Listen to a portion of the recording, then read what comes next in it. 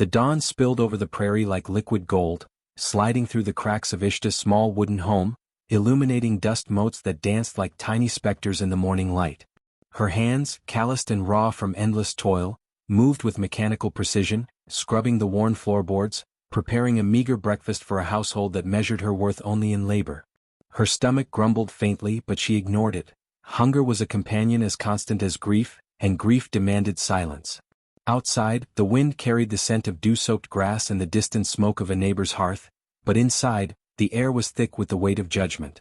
Martha, her mother-in-law, glared from her chair, eyes sharp and unyielding, while Evelyn, her late husband's younger brother's wife, rested on cushions, swelling with the promise of new life, her laughter ringing careless and loud against Ishta's silence. Every day was a ritual of invisibility. When food remained, she ate last, portions scraped together from leftovers. When she failed to meet their unspoken expectations, she was scolded, belittled, or ignored. Her husband's absence was never mourned. It was as though his death had erased her from existence. Yet she moved through her duties with a quiet resilience, a whisper of defiance that no one else noticed. And sometimes, when the house finally settled into uneasy stillness, she allowed herself the tiniest spark of hope, wondering if the world still held a place for her at all.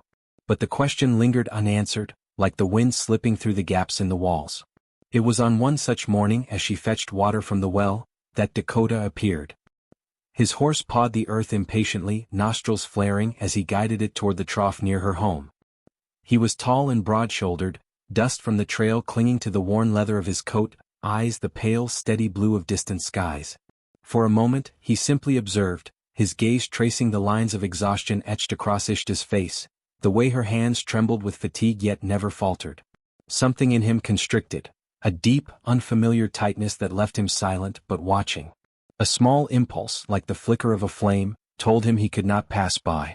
And so he lingered, pretending to adjust the straps of his saddle, yet every glance he cast toward her seemed to measure the unfairness of her existence, the cruelty meted out by the people who should have been her family. Ishta noticed him out of the corner of her eye, suspicion mingled with curiosity. Few men stopped near their home, and those who did seldom looked beyond the chores at hand. He watched without comment, yet it was not the observation that startled her, it was the care in his gaze, the quiet acknowledgement of her suffering. She felt, for the first time in months, as though someone could see her fully, not as a widow, not as a servant, but as a human being with heart, with courage, with hidden reserves of strength. The realization was both exhilarating and frightening, and she turned back to her chores, pretending the attention meant nothing, even as it settled in her chest like a fragile, warming ember. Her daily routine resumed, the rhythm of work unbroken, yet something had shifted. Dakota returned the next day and the day after, finding small excuses to pass by her home. He left nothing but small kindnesses, a loaf of bread wrapped in cloth, a bottle of fresh water, a gentle word when no one else could hear. Each gesture was unassuming, almost invisible, yet Ishta felt the weight of them pressing softly against her guarded heart. Slowly, suspicion yielded to gratitude, and gratitude to something more tender, a flicker of trust she had thought buried under months of grief and oppression. Inside the house, Martha's scolding intensified, her sharp tongue weaving a daily symphony of control.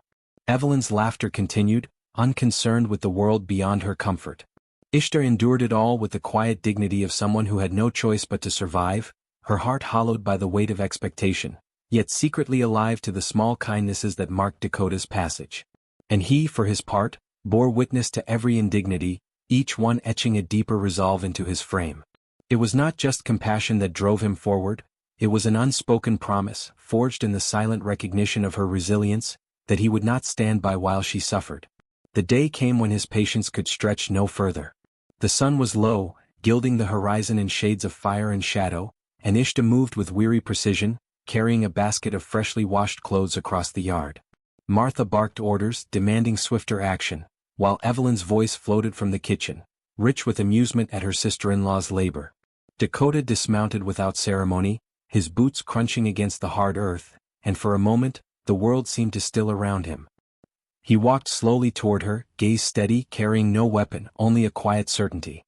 "Pack your things," he said, his voice soft but unyielding, threading through the din of the house like a promise. "I need a wife, and you need a husband." The words fell like sunlight into shadowed corners of Ishta's heart. She froze, the basket trembling in her hands. Disbelief tangled with hope, and fear mingled with relief. Could it be true? Could someone see her not as a burden, not as a shadow of her late husband, but as a person worthy of care, of dignity, of love? She searched his face, seeking some hidden motive, some shadow of jest, but found only sincerity mirrored back in pale blue eyes. Dakota waited, patient, steady, for the answer her heart had not dared to give itself. That evening she left. The small bundle of her belongings weighed light against the heaviness of the life she was leaving behind. The house loomed behind her, full of whispers and judgment, yet each step she took carried a tentative freedom, a reclamation of self long denied. The trail stretched before her, bathed in the soft glow of twilight, the sky a canvas of bruised purples and molten oranges. Dakota guided her through it with gentle hands, adjusting her saddle, ensuring her footing, his presence steady and grounding. Every mile she traveled was a quiet act of courage, a refusal to remain trapped in a life defined by cruelty. The cabin they reached was modest, nestled among pines whose needles whispered against the walls in the wind. Smoke curled from the chimney, carrying the earthy scent of pine and cooking fire. Inside, the hearth glowed softly, filling the space with warmth that seemed to seep into Ishta's bones, unraveling months of tension and grief. She moved through the cabin with cautious curiosity, each corner a promise of a life where her voice would not be silenced, where her strength could be acknowledged, where her heart might, perhaps, heal. Days turned to weeks, and in the quiet rhythms of this new life, a subtle intimacy began to grow. Dakota never demanded, never pressured. He offered gestures of care, small kindnesses that spoke louder than words. They cooked together, mended fences, shared silences under a vast expanse of starlit sky. Every touch was tentative yet sincere, every glance a silent acknowledgement of the traumas they carried and the fragile trust they were building. Ishta learned to laugh quietly, to savor moments untainted by judgment, to recognize her own worth reflected in the patient attention of the man who had chosen to see her fully. The town whispered, of course. Gossip trickled like water through dry soil, but the cabin became a sanctuary, a space where the outside world's judgments held no dominion. Dakota's steadfastness in the face of disapproval, his quiet protection of her dignity, strengthened the bond they nurtured. Every shared chore, every evening by the fire, every gesture of care became a thread weaving them closer, a tapestry of resilience, trust, and budding love. One evening, as the sun dipped below the horizon and painted the sky in the softest hues of lavender and gold, Ishta realized she had begun to hope not only for survival but for joy. The memory of her grief remained, shadowed but no longer defining her every moment. She looked at Dakota, at the steady lines of his face softened by firelight, at the gentleness in his hands, and felt the quiet bloom of affection that had grown without fanfare or declaration. It was a love forged in patience, in shared silence, in recognition of each other's wounds, and it felt stronger for the way it had been earned. The first time she called the cabin truly home, it was not with grand ceremony, but with a simple act. She placed a bundle of freshly washed clothes near the hearth, feeling a warmth that had nothing to do with the fire. Dakota nodded, understanding without words, and for a moment time seemed to pause. The wind rustled the pines outside, the stars blinked into existence above, and in that hush, they existed simply as two people who had found a fragile, steady refuge in one another. And though the world beyond their clearing continued to whisper, to judge and to watch, the cabin held them safe. There was no need for grand gestures or declarations, for the quiet acts of kindness, the patient care, and the steady presence were a declaration in themselves. Ishta, once weighed down by grief and humiliation, began to feel her spirit lighten, a gentle resilience returning, like the first shoots of grass through winter's frost. The prairie stretched endlessly beyond the cabin, open and free, and for the first time, Ishta imagined a life she could shape, a life that could belong to her as much as it did to anyone else. The past lingered, yes, but it no longer commanded her. And in the warmth of the fire, in the patient steadiness of Dakota's gaze, she realized that dignity, care, and the quiet courage to hope could grow even in the harshest soil. As the evening deepened into night, the wind carried the scent of pine and earth through the open windows, mingling with the scent of the hearth and home. Ishta sat quietly, her heart softening, her hands resting on the small bundle of belongings she had brought from the past, now symbols not of loss, but of survival and perseverance.